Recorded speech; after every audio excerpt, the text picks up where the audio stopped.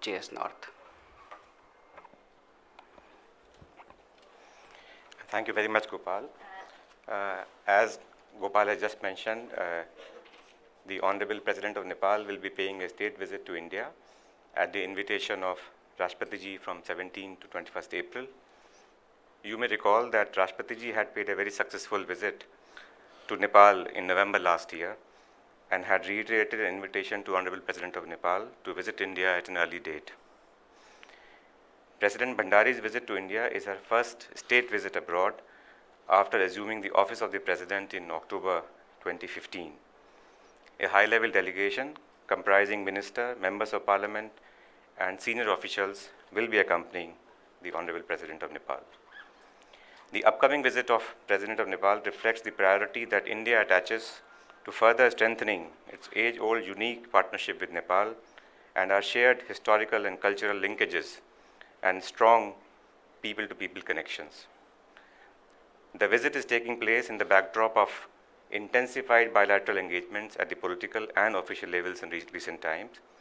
This includes, of course, the landmark visits of our Prime Minister to Nepal in August and November 2014. If we focus at the last 6 months only, this is the fourth visit at the head of state or head of government level between our two countries, and to my mind, it is fairly unprecedented. This includes the visit of Prime Minister of Nepal in September last year, and once again in October for the BRICS BIMSTEC summit. Most recently, Rashtrapati Ji paid a state visit to Nepal in November last year. Indeed, regular exchanges of visits at the highest political level is the hallmark of India-Nepal relations. I may also add that there have been more than 30 ministerial and official level engagements since the state visit of Rashtrapati Ji to Nepal in November last year, which clearly illustrate the wide range and depth of our cooperative ties with Nepal. These exchanges have been immensely useful in ensuring steady progress in our cooperative ties across diverse sectors such as trade, economic, mutual investments, water resources, energy cooperation, including power trading, defense and security, oil and gas sector, post-earthquake reconstruction efforts, culture, education, and of course, most importantly, our people-to-people ties. At the same time, we have maintained our focus on implementation of ongoing connectivity and development projects such as Tarai roads, cross-border rail linkages, development of integrated checkposts on the border, cross-border oil pipeline, the first in the South Asia, and cross-border transmission lines.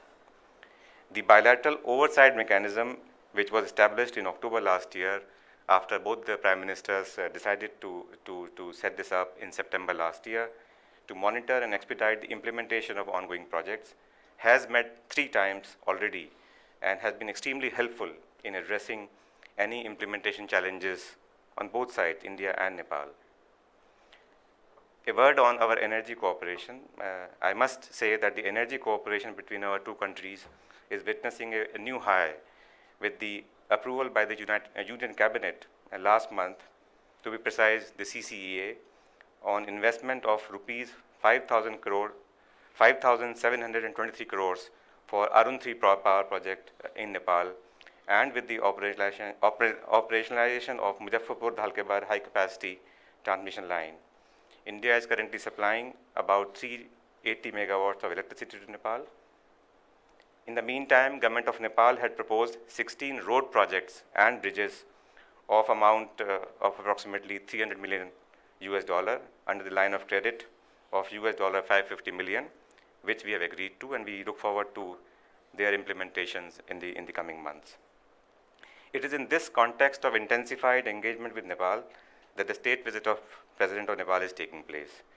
The upcoming visit gives us an excellent opportunity to review all aspects of our wide-ranging partnership with Nepal and to further consolidate and cement these for the mutual benefit of our two people. Let me give you an overall sense of the program elements of the visit. Honorable President will arrive in Delhi tomorrow on Monday, 17th April. At the invitation of Rashtrapati Ji, she will be staying at the Rashtrapati Bhavan as our honored guest. President of Nepal will be holding meetings with Rashtrapati Ji and Prime Minister Shri Narendra Modi on 18th of April, which is the main day of engagement. Honorable Vice President, Home Minister, External Affairs Minister, Finance Minister will call on the visiting dignitary on 18th of April. Honorable President of India will be hosting a state banquet in honor of the visiting dignitary in the evening of 18th. The President of Nepal will also be attending a business event on 18th April, which is being organized by our three apex chambers, CII, FICCI, and ASSOCHAM. After the Delhi leg is over, President Bhandari will be traveling to Gujarat and Odisha, and she will be visiting the temples in Dwarka, Somnath, and Puri, and offering her prayers at the temples there. President of Nepal has expressed a desire to visit women empowerment and environmental protection projects in India, and we propose to showcase these projects to the visiting dignitary in Delhi and Bhubaneswar. In fact, the visiting dignitary will be visiting the Yamuna Biodiversity Park in Delhi on 18th of April. It is a special goodwill visit by President of Nepal to India, and we are confident that the visit will further cement our close and multifaceted ties with the people and government of Nepal. I think I'll stop here, and I'll be very happy to take few questions on this visit. Thank you. Thank you very much, Sudhakar, for that very comprehensive statement about the visit of the President, and also putting it in the context of our very close relationship and the very recent developments that we have had. The floor is now open to questions. Can we take a few questions, cluster them together? So.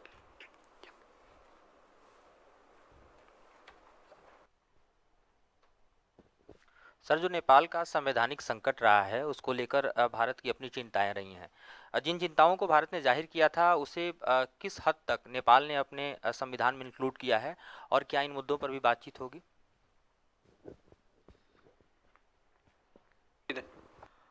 Sir, my question is slightly different but related to Nepal nevertheless. Pakistan had recently announced that it had taken up with Nepal Foreign Ministry the alleged disappearance of one of its former army officers close to the Indian border.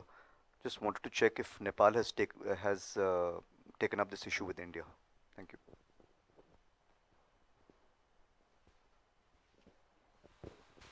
Sir, जो connectivity projects है नेपाल के साथ, उनका status क्या है, उसके बारे में कुछ जानकारी बताएं। Parikshit. So Nepal is the SAARC chair. Are we going to be taking up the issue of the fact that we were not given consular access to Kulbhushan Jadhav with them?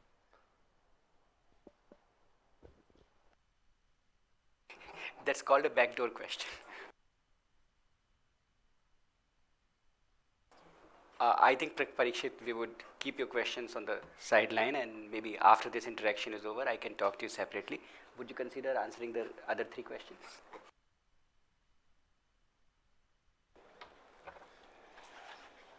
Well, thank you very much for these questions. I think they relate to essentially what is happening in Nepal politically in terms of the constitution implementation process, and also a question on connectivity project. I'll answer in the sequence they were raised. Now, in terms of the internal political developments in Nepal, it may not be very proper for me to really speculate. But what I would like to say is that India has an abiding interest in peace, stability, and development in Nepal. During our high-level political exchanges in recent time, the government of Nepal has shared with us, and with our leadership actually, its government's priorities and efforts to address all constitutional implementation issues by taking all sections of the society on board. Government of India has been very supportive of these efforts of taking constitutional implementation processes and issues forward through dialogue and consultation, and of an inclusive agenda in its widest possible definition. And it is our hope that these efforts would further consolidate democracy in Nepal and result in long-term stability, peace, and prosperity in Nepal. The question that whether these issues will come up in the conversation of our leadership with the visiting dignitary, I certainly would not like to again speculate on the nature and content of the conversation that our leadership may have with the visiting dignitary, but I believe the conversation with the visiting dignitary will be very wide-ranging on all aspects of our bilateral ties and other issues of mutual interest. Now, on the question regarding connectivity projects that has been raised, I must note that we have a very, very wide range of projects on connectivity. I briefly alluded to some of the projects that we are doing in terms of rail linkages, in terms of developing integrated checkposts on the border, in terms of developing cross-border transmission lines. And I think that is a very, very positive story, I would say, in terms of India-Nepal cooperation. As I mentioned to you earlier, we are now exporting power to Nepal at their request of the order of about 400 megawatts, 380 to 400 megawatts. And we have almost finished work on two more transmission line projects from Kataiya to Kushaha and Raxaul to Parvanipur, and we believe with the conclusion of these two projects, we will be able to supply more power to Nepal, which will help them meet the challenge of power deficit in Nepal at this stage. I also alluded to you about the Arun 3 project, which is a project being developed by our PSU, Satluj Jal Vidyut Vikas Nigam Limited.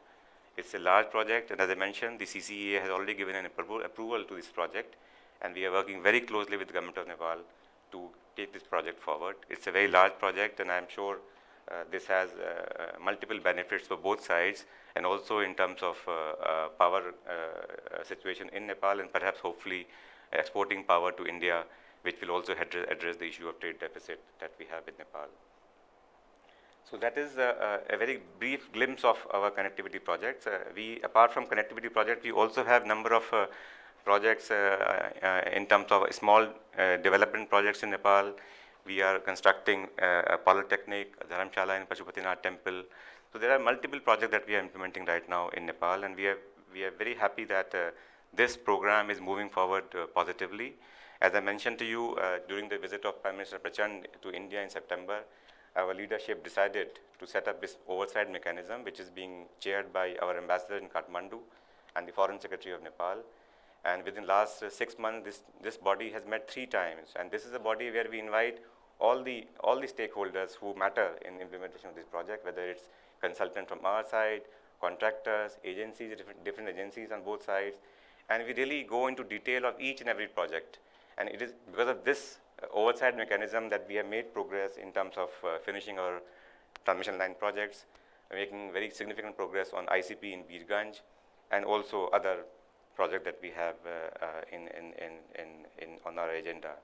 I must also confess that apart from grant assistance project that we have, we also have a huge, large line of credit which is available to Government of Nepal. And as I mentioned to you, they have given us a list of 16 projects recently, and we have approved these projects, and we hope to see their implementation on the ground in the coming months or so. So really, it's a very large bouquet of Gopal project that we are doing in Nepal, and as I said, both the governments are really committed to taking it forward.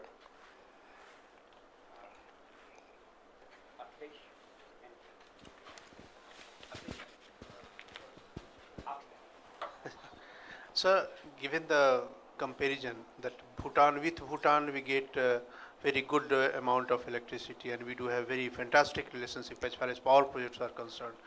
But with Nepal, it is not like that. So what are the hiccups? Because we have fantastic people-to-people contact, cultural relationship, everything.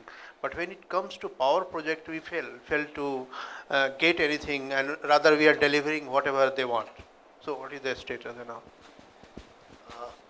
Sir, the question is, this is again on connectivity. I want to know something more. Okay.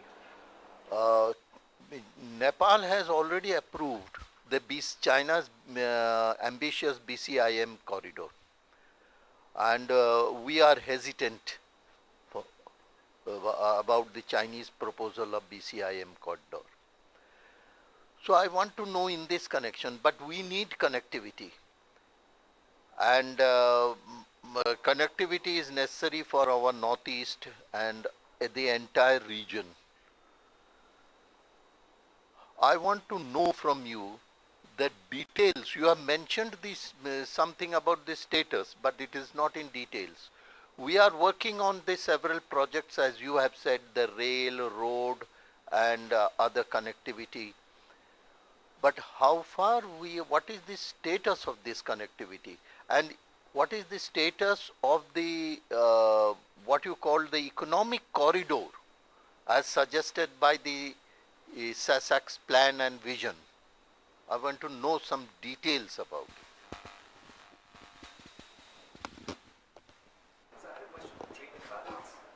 If there is a question on connectivity, maybe we can take it now. Is it on connectivity? Then we will take it with the trade. Okay. Connectivity?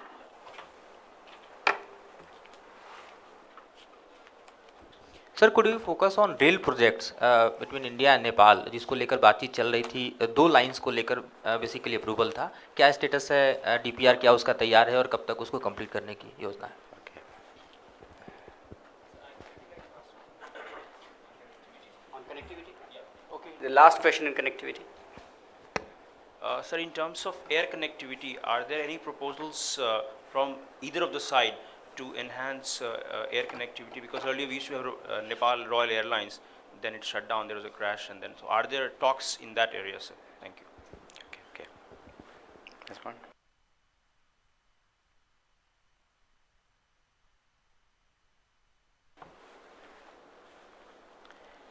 Okay. The first question was on, first of all, thank you very much for these very relevant questions.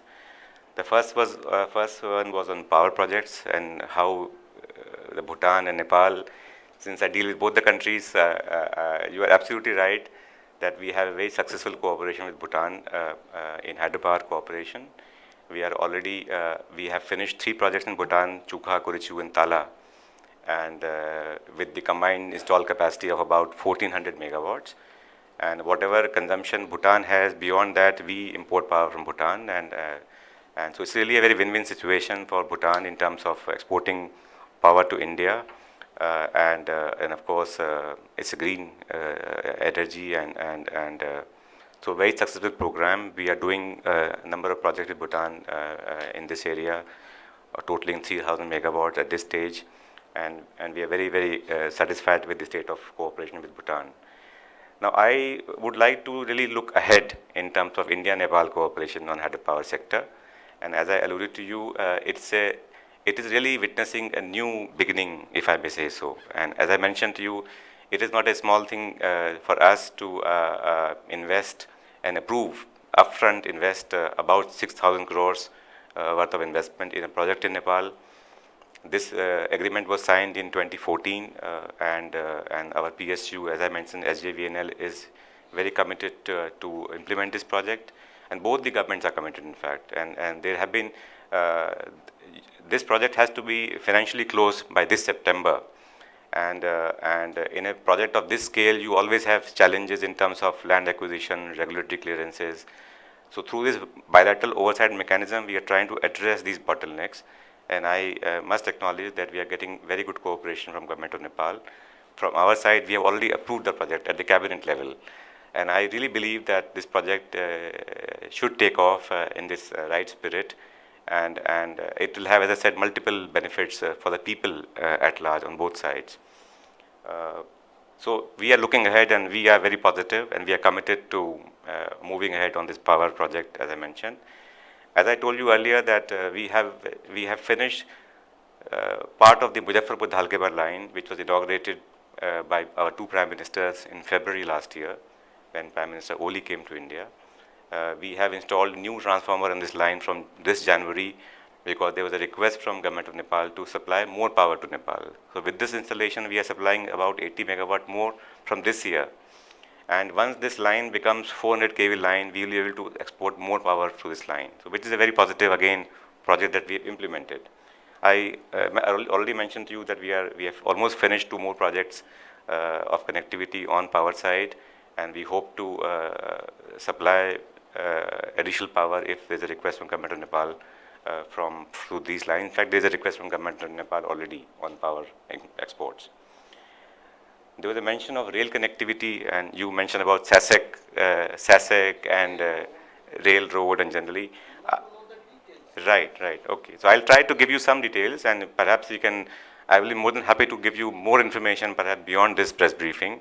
But let me illustrate few projects to you so that you have a sense of what we are doing right now with Nepal. I mentioned to you about the integrated check post. Now we are developing right now 2 on the India-Nepal border. One is Raxaul Birganj, and the other one is Jogbani Biratnagar.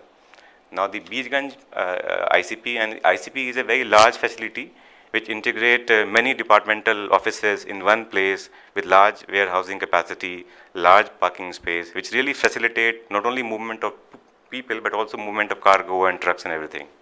Now this Birganj project is really moving okay, and we have finished almost 85% of the project, and we intend to conclude this project this year. So that is a very substantive, concrete, large connectivity project. And as you know, Raxaul Birganj is one of the main trading point between India and Nepal for our bilateral trade as well as third country trade. We have also awarded the contract for the Biratnagar ICP last year, and we intend to focus on this project, once again ICP on the India-Nepal border. You mentioned about rail links between India and Nepal. We are developing 5 rail links at this stage, and the work on 2 rail links, one is Jogbani Biratnagar and the other one is Jayanagar Bardibas. These 2 projects are being implemented in first phase, and as per my details available to me, we have almost finished 37% in Jogbani Biratnagar in terms of physical progress and 28% in terms of Jayanagar Bardibas rail project. We are also now in the process of developing and completing the detailed engineering reports for the remaining 3 connectivity projects on the rail side. So these are the 5 projects that we are doing right now. You mentioned about SASAC in particular, so I must mention. SASAC and also, sir, about the road connectivity. Yes. The other road connectivity. Yes. We have. And also the Nepal has offered 14 SEZs along the India-Nepal border. We want to know the Okay. status of Okay. Now I'll come to that. You give me time. I'll try to explain. So I've tried to address in terms of power and rail and ICPs. You mentioned about road and SASAC in SEZs. So on SASAC, as you know, recently the SASAC finance ministers met in Delhi a few days back only, and under the so there's a very unique project that we are doing with Nepal on Michi. It's called Michi Bridge, a road project, which is being partly assisted by the ADB funding, and Indian company is doing it. NHITCL is doing this project, and we are working with Government of Nepal to do this project in terms of road connectivity. As you know, Mechi Bridge is a very, very important connectivity between India and Nepal from the West Bengal side of the border. Now, we have, of course, good road connectivity between India and Nepal, but our effort is to continuously improve not only the cross-border connectivity, but also the highways on the Indian side of the border. And Ministry of Road Transport and Highways is trying to focus on that bit and trying to improve infrastructure on our side also. Now, you mentioned about SEZs. We have been discussing about how we can improve our economic linkages, how we can promote mutual investments, and it is in that context we have had a conversation with Government of Nepal or how we can develop SEZs. I do not have anything specific at this stage, but this is the beginning of a conversation on how to really enhance our partnership on economic projects, on investments by India into Nepal, and develop some of these industrial corridors. Now, last question was on the air connectivity. I think we have good air connectivity. We have, of course, our air services agreement. We had its meeting, I think, earlier this year in Delhi. And we are quite open to looking at ways and means to enhance it further, actually. So we are quite open in terms of moving ahead on improving air connectivity for improving the movement of people for tourism and business people. But as of now, connectivity has improved in the last few years, and we are absolutely committed to making it even better. Because it is ultimately, as I mentioned, Nepal-India partnership is really a people-driven partnership. And if we can improve connectivity in any form, whether it's road, rail, power, air connectivity, digital connectivity, we are quite committed to making progress in all these fronts. Thank you. Thank you. There were, I think some people wanted to ask question on the trade and financial side. Can we take that?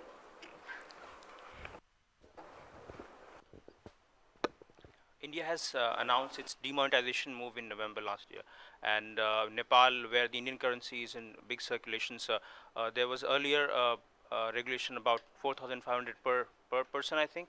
So what's the current status on that, sir? What is NRB and the RBI working on to help those people who are still in possession of Indian currency? Thank you.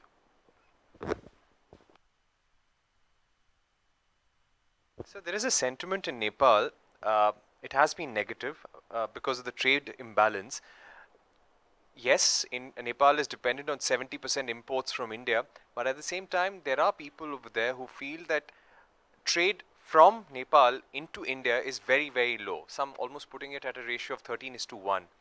So how do you address that, or do you feel that it's unfounded?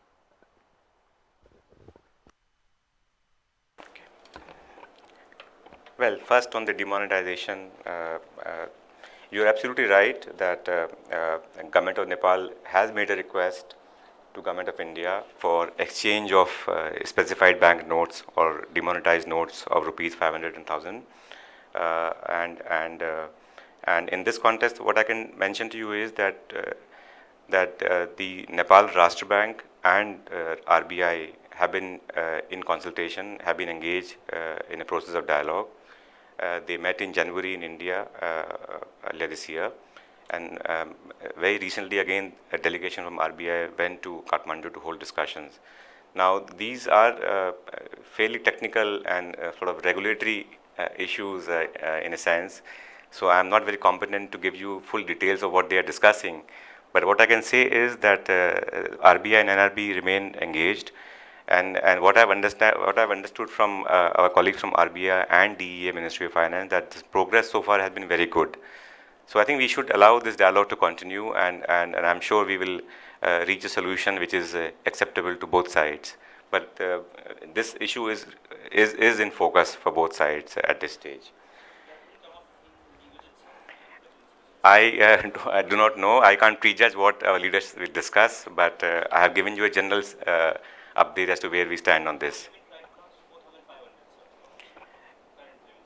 No, actually, as right now the notes have been demonetized, so there is no, you can't carry these notes to Nepal in any case. But if you're asking me what was permissible earlier, as per the RBI and FEMA guidelines, anybody going to Nepal could carry up to 25,000 rupees in these denomination notes till 8 November last year. Now, on the issue of trade and trade imbalance, you are right absolutely that there is an imbalance, certainly. Our trade is about $5 billion. Nepal's export to India is about $600 million. Rest is our exports to Nepal. So our endeavor has been to really look at how we can improve our efforts to address this imbalance in trade. And one of the ways is to really look at the hydropower cooperation. As I mentioned, if Arun 3 project takes off, not only it will meet the requirements of Nepal, but there may be a surplus power which they can export. Like in Bhutan's case, where they are exporting more than 1,000 megawatts to us already, and with the conclusion of remaining projects, that export will further enhance. So it will certainly make a dent in terms of trade imbalance. But our endeavor, in fact, endeavor of both the governments is to really improve conditions of trading on the border, generally speaking, and any non-tariff barrier that we perceive we try to sort of address them and make sure that we make it easier for our business people to do trading. I must confess, Gopal, that our finance minister was in Kathmandu recently this year, last month actually, to attend the Nepal Investment Summit. And before that, in February, our railway minister attended the Nepal Infrastructure Summit. So we are really reaching out, and we really want to enhance this engagement to really a new level. In terms of Nepalese exports to India, I must say in the last 20 years they have increased by 11 times, and our bilateral trade has increased by 7 times. But I take the point that there is an imbalance, and we are absolutely open to looking at ways and means to see how we can address it and make it more reasonable. And as I said earlier, recently we addressed the challenges on the export of leather from Nepal to India. We have notified Land Customs Station from where they can export now leather products to India. So we keep making progress, and we have multiple forums to address these issues at various levels of government, at Commerce Secretary level, at Joint Secretary level, and at in different ways. So we would like to strengthen this segment of our cooperation and we would like to be ambitious there. Thank you. Do you think we can take a couple of last questions? One over there, last, and I think a colleague. Sir, here in the last, could I get the breakup? The projects is ongoing. The projects. How much fund assistance still it is in the projects, and how much it will be assist more after the visit of President?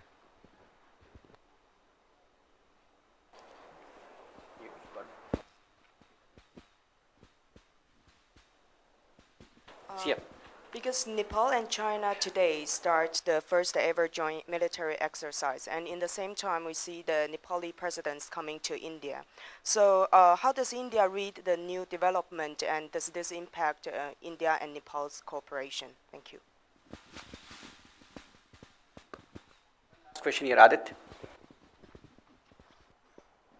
Well, on the question of the local body elections in Nepal, of course, the Madheshi parties have announced a boycott, and they've been saying that there should be constitutional amendment before Nepal goes to elections. So, where does India stand in this? Has India been monitoring, and does India support that there should be immediate consideration of a constitutional amendment? Thank you.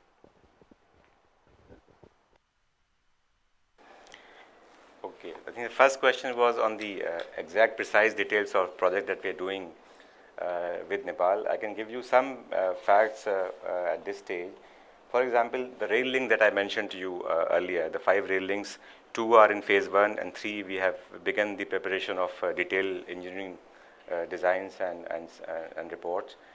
And the project that we are doing right now, Jogbani, Biratnagar, for example, and Jayanagar, Bhartibas, one is of, these are estimated cost of rupees 210 crores, and the other one is 480 crores. These are the 2 that we are doing right now, actually implementing it on the ground. Similarly, the integrated checkpost at Birganj, the approximate cost is about 115 crores. And in the Jogbani, Biratnagar side, the ICP would be about 100 crores. I must also mention that it is not only about developing the facilities on the Indian side, Nepalese side, which we are doing it from GOI grant assistance. We have also, the MHA has also developed the facilities on the Indian side of the border in Raxaul and Jogbani. So these are in fact mirror images, 2 facilities on the border. Now I can, of course, we are doing, for example, Tarai Road projects in Nepal, which is about 500 crores in terms of grant assistance. And so I can go on and on, but I think I can give 3 concrete figures to you at this stage. Very detailed area. Yes, certainly. But I think the general point I would like to make here is that we have a really large menu of connectivity, development and economic projects, and we are making steady progress, I must say. And both governments are now focusing on the implementation. I think that is a key word for us right now, that we have large projects, but let's implement it and finish it. And in some areas we have made progress, and in other areas we are really committed to making progress at a faster pace. There was a question on the Nepal-China defense exchanges, and there is of course no connection between the 2. These things are planned much in advance. But Nepal of course has its own relationship with China, and it is not for me to comment on it. As far as we are concerned, relations between Nepal and China are time-tested, unique, and very, very close. Nepal and India. Nepal and India. Ours is a people-centric partnership, as I mentioned earlier. Our relationship with Nepal have their own natural logic, and they stand firmly on their own. And both Government of India and Nepal are committed to deepening our engagement in all areas of cooperation. The last question, I think, was on the, once again, on the constitutional implementation processes. As I mentioned earlier, it would not be proper for me to speculate on internal political developments in Nepal. I think I tried to answer this question earlier, and perhaps I can reiterate that India certainly has an abiding interest in peace, stability, and development in Nepal. As I mentioned earlier, during high-level exchanges, Government of Nepal has shared with us their priorities and efforts for addressing all constitutional issues in Nepal by taking all sections of society on board. India has been supportive of this initiative. India has been supportive of the initiative for taking everybody, all sections of society on board through dialogue and consultation. And as I mentioned, for an inclusive agenda, which Government of Nepal is committed to, and it is really our hope that these efforts will yield results, and they will further consolidate democracy in Nepal and result in long-term stability, peace, and development in Nepal. Thank you. Thank you very much. Thank you all, and thank you, Sudhakar, for your very patient and very detailed handling of all the questions from the floor. With that, we conclude this interaction. Thank you very much, and special thanks because you took the time out on a Sunday and came here. Thank you very much.